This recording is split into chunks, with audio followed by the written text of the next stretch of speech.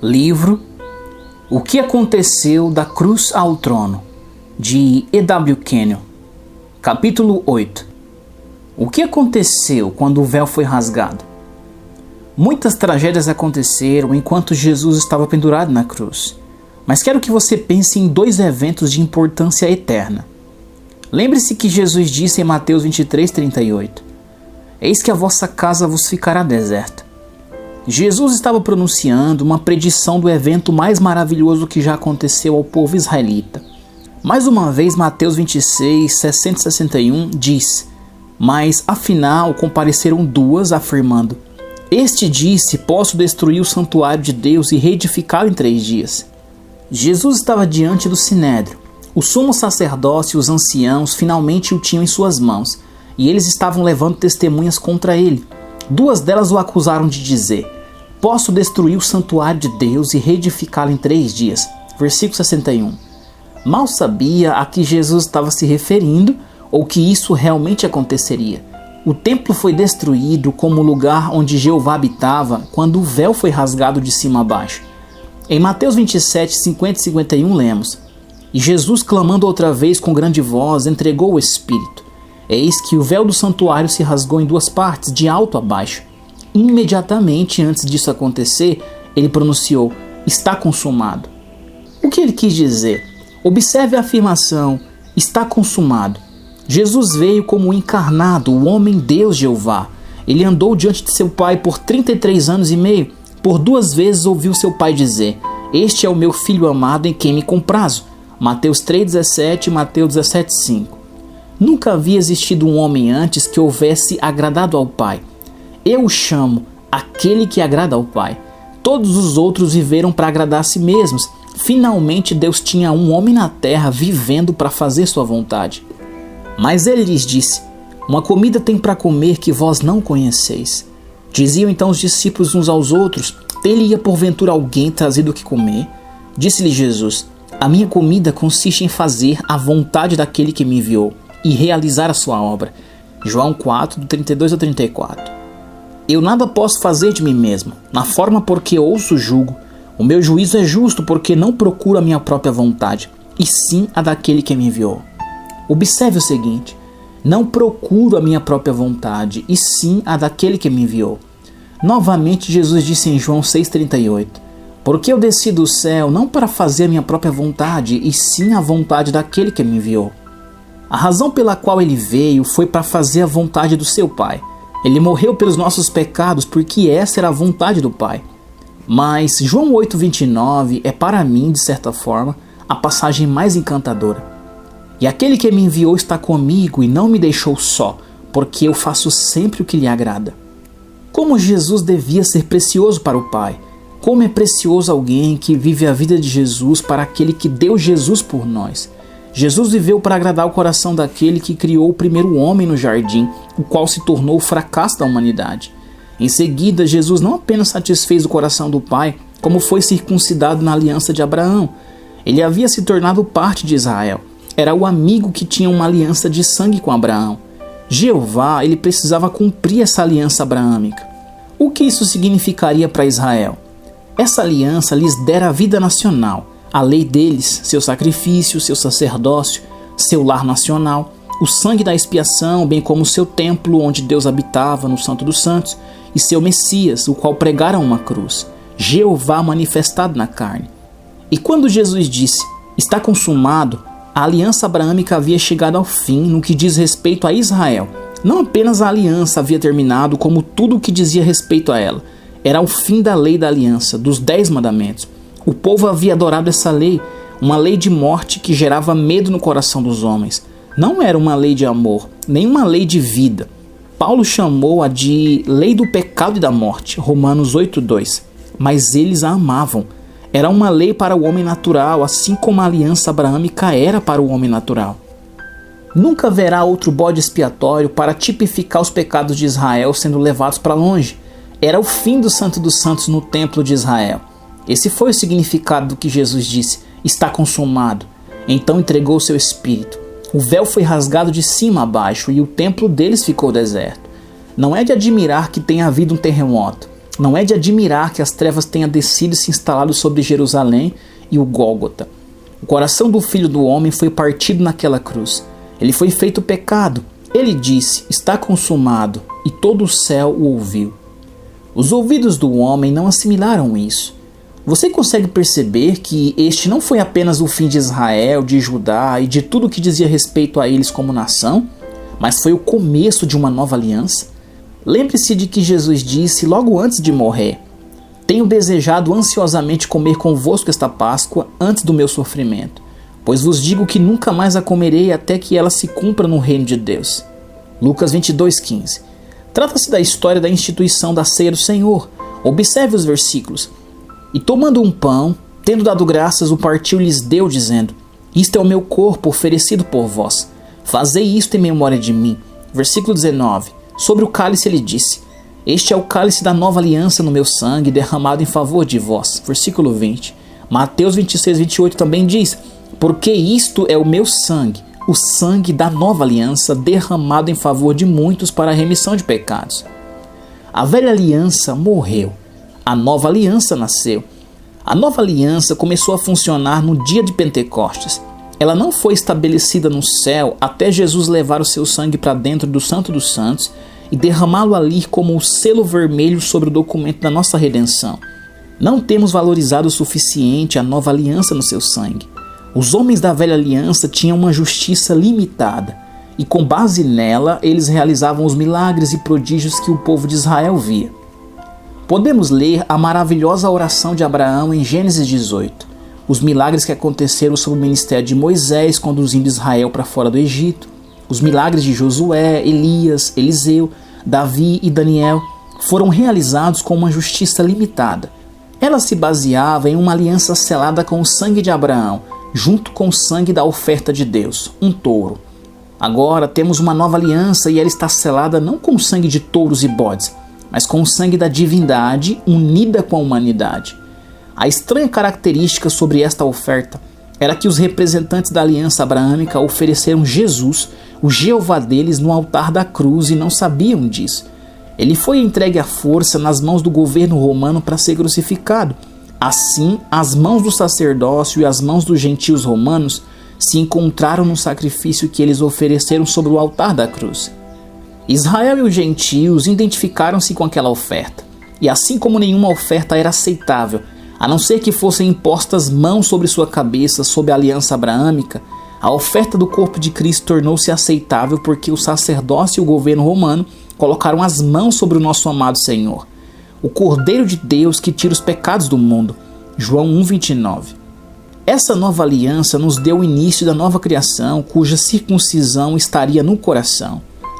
Nele também fostes circuncidados, não por intermédio de mãos, mas por despojamento do corpo da carne, que é a circuncisão de Cristo, tendo sido sepultados juntamente com ele no batismo, no qual igualmente fostes ressuscitados mediante a fé no poder de Deus que o ressuscitou dentre os mortos.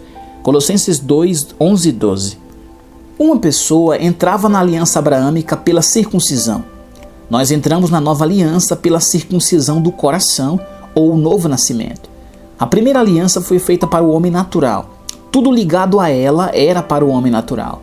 A nova aliança é para o homem recriado, o novo homem em Cristo. Não se trata apenas do início de uma nova criação, mas do começo de um novo sacerdócio. Ora, o essencial das coisas que temos dito é que possuímos tal sumo sacerdote que se assenta à destra do trono da majestade nos céus, como ministro do santuário e do verdadeiro tabernáculo que o Senhor erigiu, não o homem. Hebreus 8, do 1 ao 2. Leia com muita atenção a passagem de Hebreus. A Bíblia fala sobre a nova aliança que será dada à nova criação e encerra com este significativo versículo. Quando ele diz nova, torna antiquada a primeira.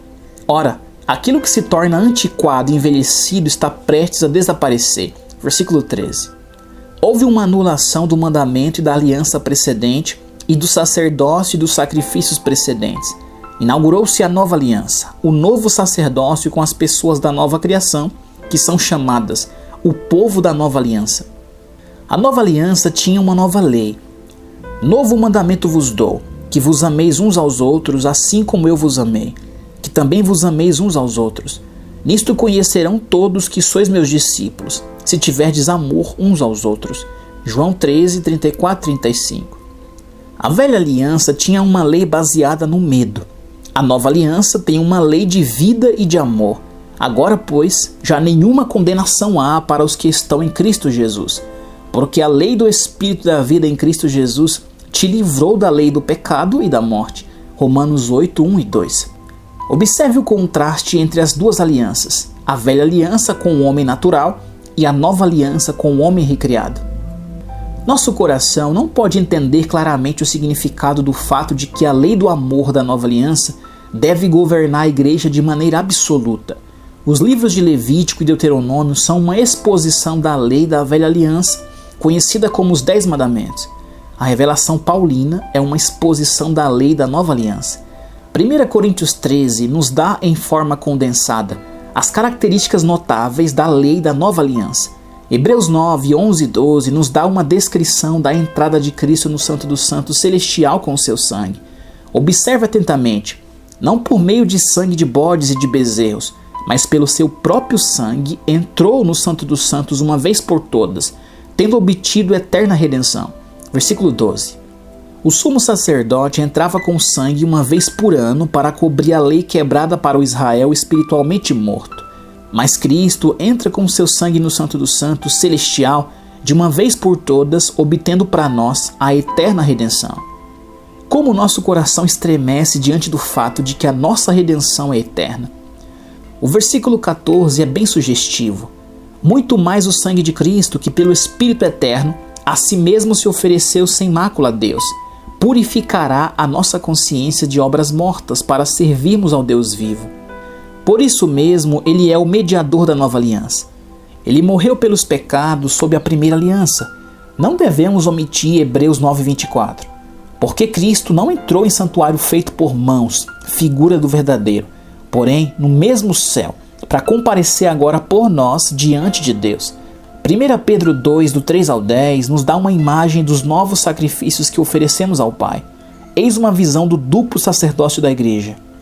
Dos versículos 3 a 5, vemos o santo sacerdócio oferecendo sacrifícios espirituais aceitáveis a Deus por meio de Jesus Cristo.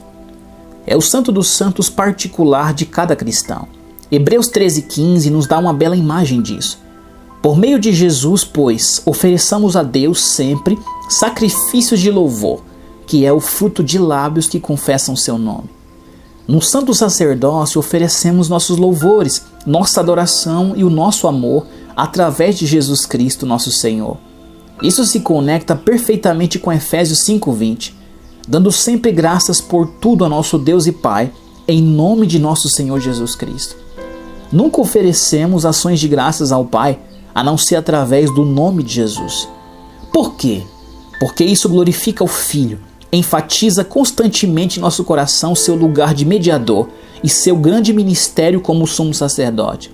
Em 1 Pedro 2, 9 e 10, temos um vislumbre do sacerdócio real. Vós, porém, sois raça eleita, sacerdócio real, nação santa, povo de propriedade exclusiva de Deus, a fim de proclamardes as virtudes daquele que vos chamou das trevas para a sua maravilhosa luz. Vós sim que antes não erais povo, mas agora sois povo de Deus, que não tinhas alcançado misericórdia, mas agora alcançastes misericórdia. Observe que aqui está um ministério maravilhoso. Ele é para o mundo e também para a igreja. Diante do mundo está a revelação de Cristo como Redentor deles. Eu me coloco diante da congregação e ministro a eles no sacerdócio real. O coração deve sempre se lembrar disso. Meu sacerdócio real não funciona de fato, a não ser que tenha havido um tempo gasto no sacerdócio santo.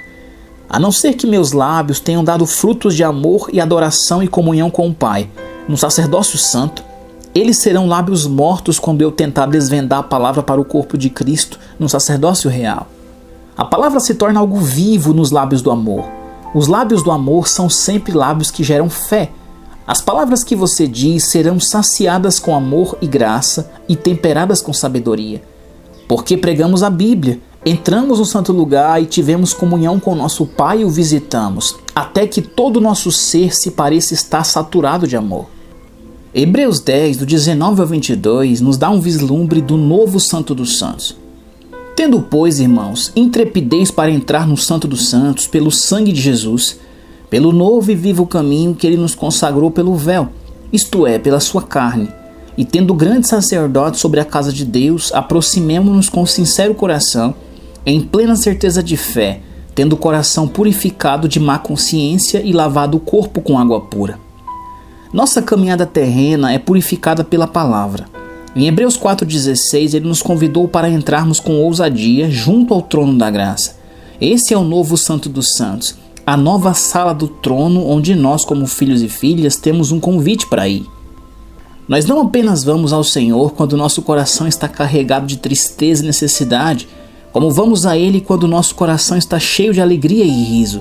Nós entramos e damos a conhecer nossos pedidos, abrimos o coração para o Senhor com a máxima confiança. Temos garantia de Jesus. Tudo quanto pedirdes ao meu Pai, em meu nome, Ele vô-lo há de dar. Nós somos os filhos do seu amor. Com isso, chegamos a uma das palavras mais notáveis dos lábios de Jesus. Elas já foram citadas, mas quero que você as observe novamente em Mateus 26:61 e 1 Coríntios 3:16. Vocês lembram que eu disse que era possível destruir aquele templo e reconstruí-lo em 3 dias? Eles não entenderam, mas Deus realmente destruiu o templo, não foi? Quando ele disse está consumado, o templo se tornou em um prédio vazio e Deus estava pronto para se mudar para o novo prédio. O véu que guardava o Santo dos Santos foi rasgado em 2, de alto a baixo. Não havia mais o Santo dos Santos na terra agora. Não sabeis que sois o santuário de Deus e que o Espírito de Deus habita em vós? Se alguém destruir o santuário de Deus, Deus o destruirá, porque o santuário de Deus que sois vós é sagrado. 1 Coríntios 3, 16 e 17. Esse é o templo que Jesus levantou ou construiu em 3 dias. Essa é a nova casa de Deus. Não apenas a igreja é o corpo coletivo onde ele habita, como em 1 Coríntios 6, 19 e 20 nos mostra um contato e um relacionamento mais próximo. Acaso não sabeis que o vosso corpo é santuário do Espírito Santo que está em vós, o qual tendes da parte de Deus e que não sois de vós mesmos? Porque fostes comprado por preço. Agora, pois, glorificai a Deus no vosso corpo. Observe que o seu corpo, como o templo dele, é santo. Romanos 12:1 diz: Rogo-vos, pois, irmãos, pelas misericórdias de Deus, que apresenteis o vosso corpo por sacrifício vivo, santo e agradável a Deus, que é o vosso culto racional. Esse corpo se torna o santo dos santos de Deus. Ele é a coisa mais sagrada na terra hoje. Posso entender como Satanás o odeia e quer enchê-lo de doenças e enfermidades. Posso entender como Jesus passou a maior parte dos seus 3 anos de ministério público curando corpos enfermos. Ele sabia o que eles seriam quando o espírito do homem que estava naquele corpo fosse recriado e recebesse a natureza e a vida do Pai. Ele sabia que aquele corpo então se tornaria o santo dos santos terreno no qual Deus habitaria. Que coisa maravilhosa podermos ter Deus dentro de nós. Maior é aquele que está em vós do que aquele que está no mundo. 1 João 4,4. Eu me pergunto se Efésios 2, do 19 ao 22, alguma vez desafiou seu coração. Assim, já não sois estrangeiros e peregrinos, mas concidadãos dos santos, e sois da família de Deus, edificados sobre o fundamento dos apóstolos e profetas, sendo ele mesmo, Cristo Jesus, a pedra angular, no qual todo edifício bem ajustado cresce para o santuário dedicado ao Senhor, no qual também vós juntamente estáis sendo edificados para a habitação de Deus no Espírito. Observe que nós estamos bem ajustados e crescemos para sermos um santo templo no Senhor e passamos a estar edificados para a habitação de Deus no Espírito. Agora você pode entender esse estranho fenômeno que ocorre quando um corpo de cristãos começa a andar em amor. O lugar onde eles se reúnem, seja o templo ou outro espaço, parece carregado de alguma coisa que os homens podem sentir. Já ouvi dizer que o poder de Deus era tão grande em uma congregação que homens e mulheres podiam sentir isso quando passava pela porta da entrada. Ouvi a confissão de alguns deles. Havia um poder que me levou para dentro da igreja naquele dia. Isso acontece quando o corpo de Cristo passa a ser a habitação do Espírito, quando o amor é liberado em nós. A própria atmosfera de Deus nos domina. Em Colossenses 1,18, Jesus é chamado o cabeça da igreja. E como cabeça do corpo, a igreja, ele é o princípio ou o primogênito dos mortos. Lembre-se de que ele provou a morte espiritual na cruz. No instante em que o pecado foi colocado sobre o seu espírito, ele morreu no espírito. Anteriormente expliquei que ele morreu no espírito primeiro e depois no corpo. Isto é, ele voltou à vida 2 vezes. Ele foi vivificado no espírito, 1 Pedro 3,18. Depois seu corpo foi ressuscitado dos mortos. Ele foi a primeira pessoa que nasceu de novo. Aqueles que estavam presentes no dia de Pentecostes foram o primeiro grupo de pessoas que nasceu de novo. Que maravilhoso é tornar-se participante da natureza divina, tornar-se filhos e filhas de Deus. Recapitulando, a velha aliança não foi para os gentios, mas somente para Israel. Nenhum gentio podia entrar naquela aliança a não ser através de um longo processo. Ela era apenas para o homem natural e não para os cristãos. Aquela velha aliança se cumpriu e foi deixada de lado. Que infortúnio o fato de que homens e mulheres estejam tentando entrar nessa aliança agora. Há um grande número de homens e mulheres hoje que estão tentando guardar a lei mosaica, como eles a chamam, mas ela foi cumprida e deixada de lado. Veja bem, ninguém podia cumprir essa aliança fora da Palestina. Eles não podiam cumpri-la sem o sumo sacerdote, sem os sacrifícios e sem a expiação pelo sangue. O israelita que havia deixado sua terra natal por razões comerciais era obrigado a voltar uma vez por ano, a fim de manter-se debaixo do sacrifício de sangue da aliança abraâmica. Que tragédia o fato de homens tentarem se colocar debaixo dessa aliança hoje e guardarem a lei quando Deus a deixou de lado, assim como tudo que diz respeito a ela. A nova aliança tem seu sacerdócio, seus sacrifícios e o seu santo dos santos, mas ela tem a redenção em lugar da expiação, remissão em lugar de um bode expiatório, novo nascimento em lugar da circuncisão. Ela tem a comunhão com o Pai em um lugar de uma oferta queimada, da oferta de paz e da oferta de manjares. Tem o nome de Jesus em lugar do Urim e do Tumim. A nova aliança tem a mesa do Senhor em lugar da Páscoa. Somos filhos em lugar de servos. Temos a lei do amor em lugar da lei do pecado da morte. Temos vida em lugar da morte. Temos justificação em lugar da condenação. Quando quebramos a lei do amor, temos um advogado. Eles tinham juízo, apedrejamento e morte. Nós temos um Pai vivo que cuida de nós. Resumo. Este capítulo é uma revelação do amor eterno. Jesus, o Senhor de Satanás, entregue ao seu controle. É Deus manifestado na carne, se fazendo pecado, aquele que pronunciou o grito dilacerante: Deus meu, por que me desamparaste? Jesus é o substituto da humanidade, pagando o castigo pelas suas transgressões. Ele está carregando o fruto do pecado de Adão na substituição. Ele está sofrendo os tormentos dos condenados pelos homens que o crucificaram. Ele era Deus manifestado na carne enquanto andou sobre a terra. Ele é Deus feito pecado agora, sofrendo em nosso lugar. Se alguém pudesse escrever uma palavra sobre este capítulo em letras de luz viva, essa palavra seria amor, pois Deus amou de tal maneira. Nossa linguagem é inadequada para expressar esse amor de alguém que se tornou pecado por nós. A divindade está pagando o castigo por ter amado tanto a humanidade e por ansiar ter uma família. Deus está sofrendo porque criou a humanidade, porque trouxe o homem à existência. Aquele que não conheceu o pecado se fez pecado por nós. Vê 2 Coríntios 5:21. Ele está eliminando o pecado pelo sacrifício de si mesmo. Vê Hebreus 9:26. As agonias da divindade ao redimir a raça humana nunca poderão ser conhecidas pela mente finita.